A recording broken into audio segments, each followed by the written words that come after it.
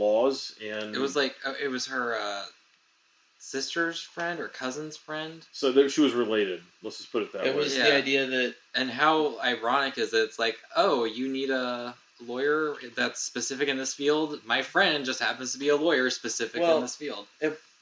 I feel like we've skipped a part of it. It's, Nobleman stepped aside, but it's also the fact that he himself really couldn't instigate this change. No, he couldn't do anything himself. He couldn't implement it, I guess is the word I want to use. No, but he stayed grassroots. Yeah, he changed from being able to write the book, which he still did, but he changed his focus to finding the heir and then helping the heir with the information. Well, he pushed her off a cliff. Yeah. And he said, "You're going down this path," pretty much. And so she said, "Let's go."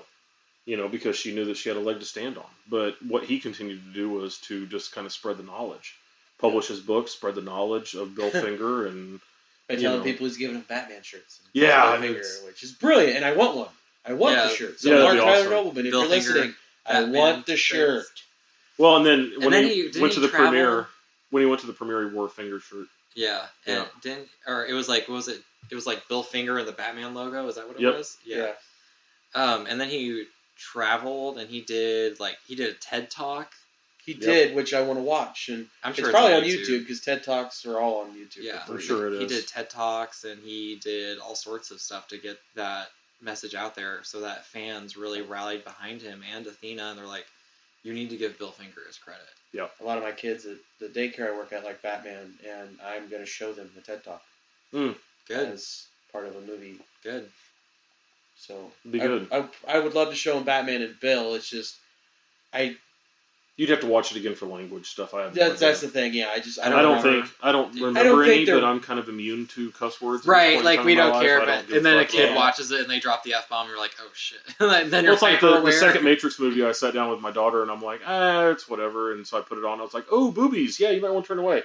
So yeah, it was kind of one of those things. Yeah, because we're like, oh, whatever. But I mean,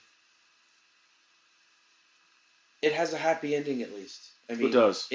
It happened finally. So when they say natural causes, no history, no family, no history. Nobleman kind of makes that a play on words in a way because Bill Finger was not given his credit as being a co-creator of Batman at that point in time, so he had no history. The only history he really had was, he wrote Alan Scott. And which is still huge, but at the same time, Alan Scott is not Batman. Yeah, it's not Batman huge. I mean, Green Lantern didn't become super popular until Jeff Johns, really. And I would have loved to have seen... He started being super popular in the Silver Age with Hal Jordan, like that jump. Well, yeah, but not Alan Scott. Yeah. But still, the Green Lantern idea came from Bill Finger. Which, thank you, Mr. Finger. Otherwise, we wouldn't all, be sitting around this wonderful computer talking right now, probably. Yeah, because pretty much all of our, at least two of our favorite characters are because of him. Yeah. But anyway, when it said no history, kind of made a play on that, but more importantly, it come to find out, Nobleman found out initially that Bill Finger was buried in an unmarked potter's field, where they sent, homeless people and poor and people that died in asylums that had no families. They would send them to these potter's fields and they would plant them. Plant Jesus them? Christ. Really? They would hole in the ground and put them in there. It's about the same thing. We're growing human trees, motherfucker. All right. Oh God, that's bury him. fucked up to think about. In just a numbered grave. No name, nothing. While Bob Kane has this huge plaque and it says creator of Batman and used his compassion and honesty and all this shit, and I'm like, oh my God. No one make a point about how he's like, that's such a lie. Yeah, it's ridiculous. But you come to find out at the end, when Bill Finger died, Fred found out about it. His son, his only son, found out about it. And this is a story that's told by some of Fred's friends from New York, or from Oregon, I guess, because he was living in Oregon at the time. Fred drove to New York, or wherever Bill, I think it was New York, to New York where Bill's body was, and picked up his body. And his ashes at this point. Well, picked up his body and had him cremated. Mm-hmm. And then took him out to the ocean and dispersed his ashes into a bat symbol. Where he dug up a bat symbol in the sand and then poured all it the sand into the bat symbol. and then let the ocean carry his ashes away. So Mhm. Bill Finger is out there amongst us all that are next to an ocean, I guess. I thought he was buried in an unmarked grave. No. Did you not watch the thing? At the very end. Oh, yeah, that's right. Yeah. So, I suggest that anybody who has, 90 minutes to spend on this, I would suggest you go and watch it. The thing that I'm personally going to take away from this is that it's always important to kind of understand, where these things that we love come from. And I feel cheated in a way. I feel like this story should have been told years ago. And I guess I'm just very glad and fortunate that it's being told now. Mm-hmm.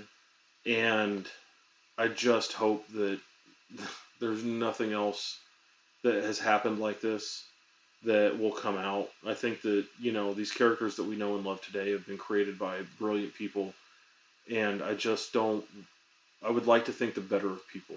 And it just hurts to know that people like Bob Kane existed and allowed... And still exist. Yeah, and allowed a man like Bill Finger to die alone, poor, away from his family and depressed. And it's heartbreaking to think about.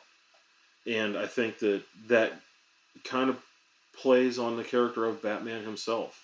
Mm-hmm. He's alias, he's anonymous to the people around him that he is Batman, or that, Bruce Wayne is Batman. But he's still a hero. He's still a hero, and that's the way we kind of got to look at Bill Finger, I think. But, so, yeah. But you guys? I think I'm going to take away that I think the biggest thing I took away from it is, it's not too late to, give credit where credit's due. Like, And to right or wrong. To right or wrong. I mean, and I think that that's one of the biggest, greatest wrongs that has ever been. I mean, you literally and willfully chose to neglect a man who you admit gave you Green Lantern, but for some reason you won't admit that he gave you Batman, and it has to do with the contract. But contracts, I think, have an expiration date, don't they? It depends. Yeah, it just depends on what the language is in the contract. But then, the other thing I'm going to take away is that...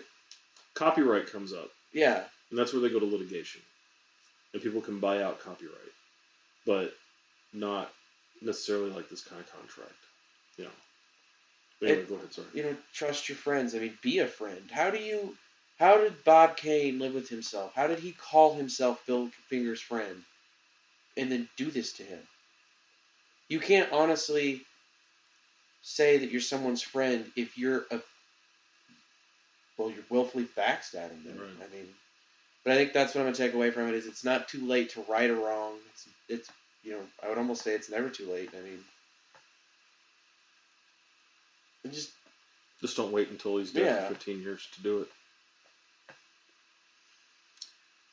My takeaway really is no matter what you do creatively, make sure your name is attached to it. Yeah. Get that shit in writing, notified by lawyers. Like, seriously, don't trust anybody.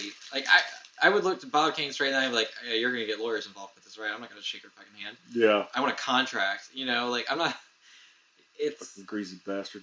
Right. You can't trust people, especially if in a world as cutthroat as, like, the creative industry.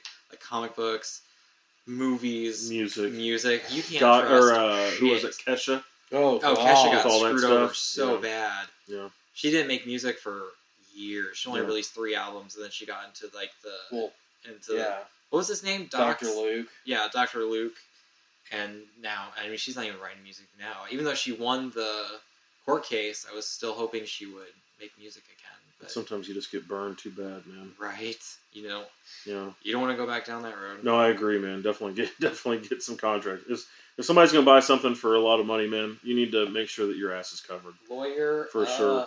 Going back to, just to give you an idea of the kind of person that Bob Kane was, at least professionally, let's put it that way. In his autobiography that came out in '89, I conveniently right around the time of Keaton's Batman, there was a drawing that was included in that of apparently in 34, at the age of 14, which is 4 years before any superheroes were around.